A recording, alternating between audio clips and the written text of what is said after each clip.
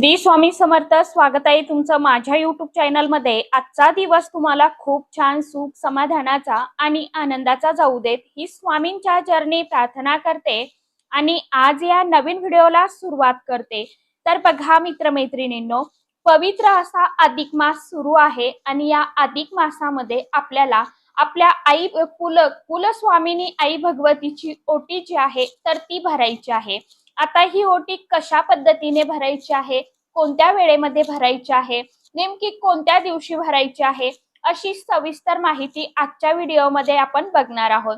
अधिक महिना हा पूजा पाठ, व्रत वैकल्य, दान धर्म, पारायण, अनुष्ठान यासाठी अतिशय अत्यंत खूप खास आणि फलदायी असतो। अधिक महिन्यामध्ये केलेली पूजा पाठ सेवा ही कधीही वाया जात नाही, याचं आपल्याला अधिक पटीने फळ जे आहे तर ते मिळत असतं। आणि हा अधिक महिना संपण्या अगोदर कधीही आपल्याला ज्या दिवशी शक्य आहे तर त्या दिवशी आपल्या कुलस्वामिनी आई भगवतीची ओटी जी आहे तर ती आवर्जून भरायची आहे। आता ही ओटी कशा प्रमाणे भरायची आहे, त्याचप्रमाणे ओटीमध्ये काय काय असावं आणि आपल्याला जर कुलदेवीच्या ठिकाणी जाऊन म्हणजे मूळ ठिकाणी जाऊन ही ओटी भरणं शक्य नसेल तर मग ही ओटी कुठे भरावी अशी सविस्तर माहिती आजच्या या नवीन व्हिडिओमध्ये मी तुमच्या बरोबर शेअर करणार आहे। त्यामुळे तुम्ही हा व्हिडिओ स्किप न करता शेवटपर्यंत नक्की बघा। चॅनल वरती तुम्ही जर हा व्हिडिओ पहिल्यांदा बघत असाल तर चॅनलला आवर्जून सबस्क्राइब करा आणि असेच नवनवीन माहितीपूर्ण व्हिडिओ बघण्यासाठी समोरील बेल आयकॉनलाही प्रेस करा। त्यामुळे काय होईल, जेव्हा कधी मी नवीन व्हिडिओ अपलोड करेल तर सर्वात अगोदर त्याचं नोटिफिकेशन तुम्हाला मिळेल आणि तुम्ही एकही व्हिडिओ मिस करणार नाही। कमेंट बॉक्स मध्ये आवर्जून तुमच्या कुलदेवीचं मंत्र किंवा नाव आवर्जून लिहा। व्हिडिओला जास्तीत जास्त लाईक करा आणि जास्तीत जास्त शेअर करा। तर बघा मित्रमैत्रिणींनो, योगायोगाने बघा उद्या मंगळवार आहे आणि मंगळवार हा आपल्या कुलदेवीचा वार मानला जातो, म्हणूनच आपण देवीची खूप सेवा करत असलो आणि जर आपण कुलदेवीची सेवा करत नसलो किंवा कुळाचार करत नसो तर मात्र आपली कधीही प्रगती जी आहे ना तर ती होत नसते। कुलदेवी जी आहे तर ती आपल्या कुळाचं रक्षण करत असते, आपल्या कुळाचा उद्धार करत असते। कुलदेवीची सेवा जी आहे तर ती आवर्जून करायची आहे। एक वेळेस जास्त देवदेव नाही केला तरी देखील चालेल, परंतु आपल्या कुलदेवी आणि कुलदैवताची सेवा जी आहे तर ती करायचीच असते, ती अजिबात चुकवायची नसते। आणि कुळाचार म्हणूनच कुलदेवीची ओटी जी आहे तर ती भरली जाते। त्याचप्रमाणे आपल्या घरामध्ये धन धान्याची वृद्धी व्हावी, घरामध्ये सुख शांती समृद्धी आनंद वैभव यावा यासाठी ही ओटी जी आहे तर ती भरली जाते। म्हणजेच काय तर आदिशक्तीची ओटी भरण्यासाठी आपल्याला साहित्य काय लागणार आहे हे तर आपण व्हिडिओमध्ये समोर बघणारच आहोत, परंतु त्यापूर्वी ही ओटी जी आहे तर ती आपण कुणी भरावी, तर घरातील जी कर्ती स्त्री आहे तर तिने ही ओटी भरायची आहे। आता ओटीचं साहित्य काय लागणार आहे ते म्हणजे साडी। साडी जी आहे तर ती काठपदराची असावी, नऊवारी असावी। आपण जर सहावारी साडी वापरत असलो तरी सुद्धा ओटी साठी मात्र साडीच आपल्याला घ्यायची आहे। साडी सुती आणि रेशमी असावी। या साडीमध्ये सात्विक लहरी ह्या लवकर कॅप्चर होतात। देवीकडून येणाऱ्या ज्या काही सात्विक लहरी आहेत ना तर त्या आपल्याला प्राप्त होत असतात, मिळत असतात, म्हणूनच आपल्याला रेशमी आणि सुती साडी वापरायची आहे। त्याचप्रमाणे साडी जी आहे तर ती हिरव्या रंगाची किंवा मग लाल रंगाची जी आहे तर ती आपण वापरायची आहे। कारण की बघा, कधीही हिरवा लाल कलर जो आहे ना, रंग जो आहे तर तो सौभाग्याचं प्रतीक आहे। लाल रंगाला सुद्धा आपल्या हिंदू धर्मामध्ये अतिशय अत्यंत खूप महत्व आहे। त्याचबरोबर साडी बरोबर येतो तो म्हणजे खण। साडीला अटॅच ब्लाउज पीस असतो, तरी देखील आपल्याला नवीन खण जो आहे तर तो साडीवरती घ्यायचा आहे आणि खणच घ्यायचा आहे। यानंतर नारळ, देवीकडून येणाऱ्या सात्विक लहरी ह्या नारळामध्ये आकर्षित केल्या जातात। नारळ घेताना पाणी असलेला नारळ आपल्याला घ्यायचा आहे।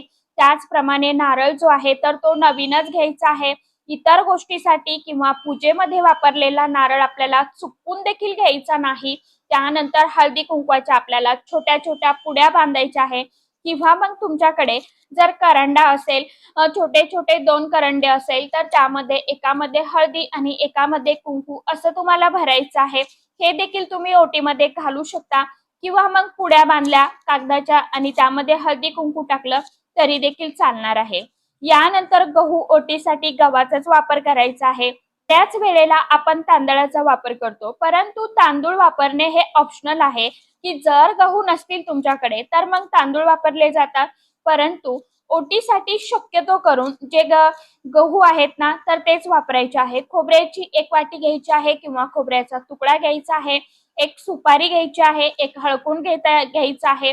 मात्र हळकुंड घेताना तुम्हाला लेकूरवाळं घ्यायचं आहे. लेकूरवाळं हळकुंड कसं, तर त्याला गाठ असते बघा साईडनं, तर ती हळकुंड जे आहे तर ते घ्यायचं आहे.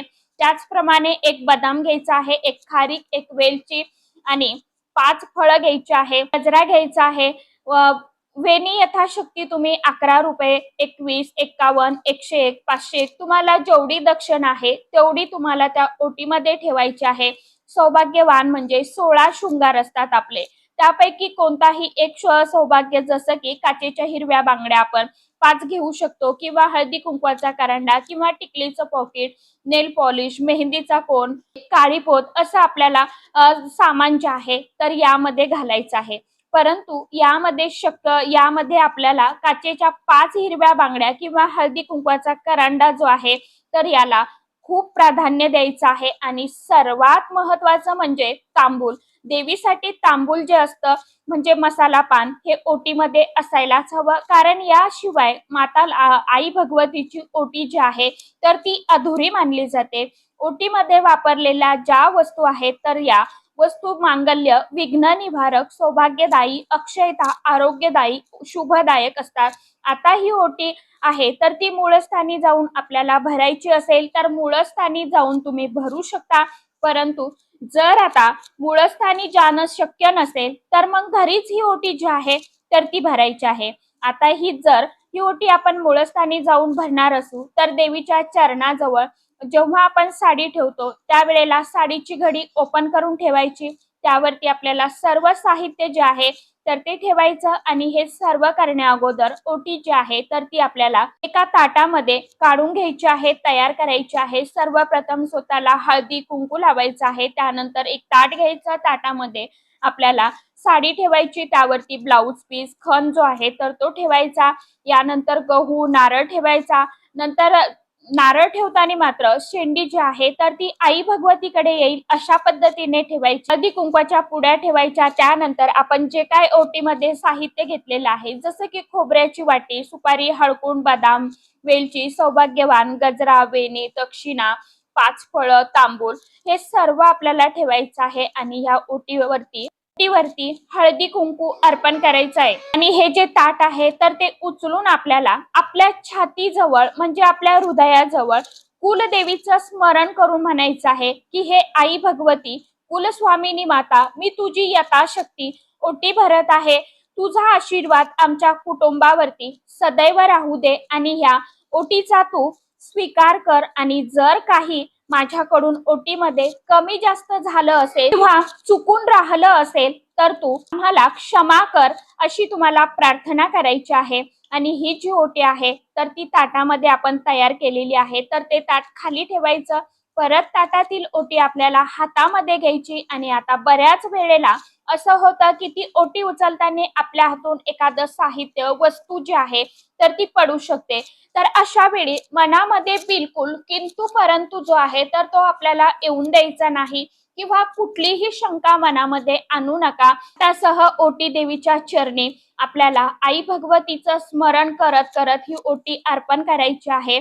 आणि त्याचप्रमाणे आपल्याला मनोभावे, तळमळीने, कळकळीने दोन्ही हात जोडून आपल्या कुलदेवीला नमस्कार करायचा आहे. सांगायचं आहे की ओटी भरताना आपल्याकडून जर काही चूक भूल झाली असेल किंवा काही वस्तू राहिली असेल तर आई भगवती मला क्षमा कर, अशी आपल्याला प्रार्थना करायची आहे. आता हे झालं की आपण मंदिरामध्ये ओटी भरली, तर आता जर आपण घरी ओटी भरायची असेल तर घरी सुद्धा आपल्याला याच पद्धतीने ताटामध्ये ओटी तयार करायची आणि काय करायचं. आता जर आपण घरी ओटी भरायची असेल तर मग घरी सुद्धा आपल्याला याच पद्धतीने ताटामध्ये ओटी तयार करायची आहे आणि काय करायचं तर अशी ताटासह ओटी जी आहे तर ती कुलदेवीच्या फोटो समोर, टाकासमोर किंवा मूर्ती समोर ठेवायची आहे आणि दुसऱ्या दिवशी आपल्याला ही ओटी उचलायची आहे आणि ही ओटी जी आहे तर ती यातील जे काही खराब होणारं साहित्य आहे म्हणजे फळं आपण ठेवलेले आहेत तर ते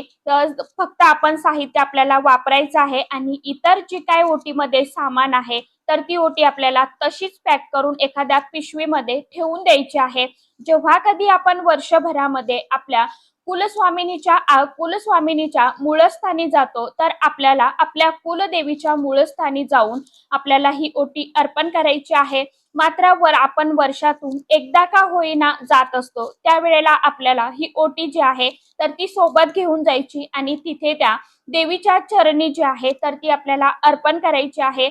असंही आपण करू शकतो की घरी ओटी भरून ती पुन्हा जेव्हा जाऊ त्यावेळी तिथे अर्पण करायची. आता हे सगळं आपल्याला जमणार नसेल तर आपल्या घरामध्ये ओटी ठेवली तर जर आपल्या मनामध्ये काही शंका येत असेल की आपल्याकडून त्याचं पावित्र्य राखलं जाईल का वगैरे तर मग ही ओटी एखाद्या सौभाग्यवती स्त्रीला आपण देऊ शकता आणि जेव्हा मूळस्थानी जाऊ तर त्यावेळेला आपण तिथे नवीन ओटी जी आहे तर ती भरू शकता. असंही आपण करू शकतो. आता ही ओटी जी आहे तर ती गरोदर स्त्रीने चुकून देखील भरायची नाही. ज्यांना ज्यांना मासिक धर्म आहे अशा व्यक्तीने भरायची नाही. गरोदर स्त्रीने का ओटी भरू नये कारण ऑलरेडी देवांनी तिची ओटी भरलेली असते म्हणून तिने ओटी भरायची नाही. ज्या महिलेला पिरियड्स आहे, सूतक आहे तर अशा वेळी तुम्ही ओटी भरू नका. आणि घरामध्ये जर दुसरं कोणी सेवा पूजा करण्यासारखं असेल तर त्यांनी ही ओटी भरली, जसं की तुमची जाऊ असेल, सासूबाई असेल तर त्यांनी ही ओटी पावित्र्य सांभाळून भरली तर हरकत नाही. आपली ओटी भरलेली असते देवांनी म्हणून गरोदर स्त्रियांनी ओटी भरायची नसते. देवीची ओटी किंवा दुसऱ्या स्त्रीची ओटी जी आहे तर ती भरली जात नाही. त्यामुळे गरोदर स्त्रीने, मासिक धर्म असलेल्या स्त्रीने ही ओटी जी आहे तर ती भरायची नाही. अशा प्रकारे आपण आपल्या कुलस्वामिनी आई भगवतीची ओटी जी आहे तर ती भरू शकता आणि कुळाचार जो आहे तर तो पार पाडू शकता. यामुळे आपल्या घरामध्ये सुख समृद्धी येते, आपल्या कुटुंबाची भरभरून अशी प्रगती होते. आपल्या कुळाचं रक्षण जे आहे तर ती आपली कुलदेवी करत असते म्हणून आपण आपल्या कुलदेवीची ओटी जी आहे तर ती आवर्जून भरायची आहे. ज्यांना शक्य आहे त्यांनी आपल्या कुलदेवीच्या मूळस्थानी जाऊन ओटी भरू शकता. ज्यांना शक्य नाहीये त्यांनी घरच्या घरी आपल्या कुलस्वामिनी आई भगवतीची ओटी भरली तरी देखील चालणार आहे. आता योगायोगाने उद्या मंगळवार असणार आहे. मंगळवारच्या दिवशी तुम्ही ओटी भरू शकता किंवा शुक्रवारी ओटी भरू शकता किंवा मग अधिक महिन्यामधले सर्वच दिवस शुभ आहेत. कोणत्याही दिवशी तुम्ही अगदी अधिक महिना संपेपर्यंत कोणत्याही वारी ही ओटी जी आहे तर ती भरू शकता. कारण की अधिक मास जवळपास अर्धा झालेला आहे आणि आपल्याकडे 15 दिवस आपल्या हातामध्ये राहिलेले आहेत. म्हणूनच आपल्याला आपल्या आई भगवतीची म्हणजेच कुलस्वामिनीची ओटी जी आहे तर ती लवकरात लवकर भरायची आहे. त्याचप्रमाणे आपल्याला आपल्या आई भगवती कुलस्वामिनी आईवरती म्हणजेच टाकावरती, मूर्तीवरती कुंकुमार्चन जे आहे तर ते देखील तुम्ही करू शकता. घरामध्ये 16 वेळा श्री सुक्तम पठण करू शकता. 16 वेळा महालक्ष्मी अष्टकम पठण करू शकता. तुम्हाला जर आर्थिक समस्या असेल म्हणजेच काय तर पैसा येतोय, पैसा घरामध्ये टिकत नाहीये किंवा पैसा येत नाहीये, तुमचे पैसा येण्याचे मार्ग जे आहेत तर ते बंद झालेले आहेत तर यासाठी सुद्धा तुम्ही सिद्ध कुंजिका स्तोत्र जे आहे तर ते घरी पठण करू शकता. ह्या सेवा ज्या आहेत तर त्या खूप अतिशय अत्यंत प्रभावी आणि तितक्याच फलदायी सेवा आहे. फक्त करून बघा, नक्कीच तुम्हाला तुमच्या जीवनामध्ये प्रगती झालेली जाणवायला सुरुवात होईल. फक्त सांगणं इतकंच आहे, उपाय मनापासून करा, सेवा मनापासून करा. फक्त उपाय केले तर उपायांचा जास्त लाभ मिळत नाही. उपायांसोबतच आपल्याला सेवा देखील करणं गरजेचं असतं. तरच आपण केलेल्या उपायाचं फळ जे आहे तर ते आपल्याला लवकरात लवकर प्राप्त होत असतं. म्हणून आपण दोन्हीही उपाय देखील करायचे, सेवा देखील करायची आणि सोबतच कष्ट आणि कर्म चांगली करायची. नक्कीच आपल्या जीवनामध्ये सुख जे आहे तर ते अगदी जवळ येऊन बसलेलं असतं. तर आशा करते अशा पद्धत सांगितल्याप्रमाणे तुम्हाला आपल्या कुलस्वामिनी आई भगवतीची ओटी जी आहे तर ती अधिक महिन्यामध्ये कोणत्याही वारी तुम्ही भरू शकता. ओटी भरण्याची वेळ परत एकदा सांगते, सकाळी भरा 11च्या आत किंवा मग संध्याकाळी 4च्या नंतर संध्याकाळपर्यंत म्हणजे सायंकाळच्या वेळेमध्ये तुम्ही या वेळेमध्ये ओटी जी आहे तर ती भरायची आहे.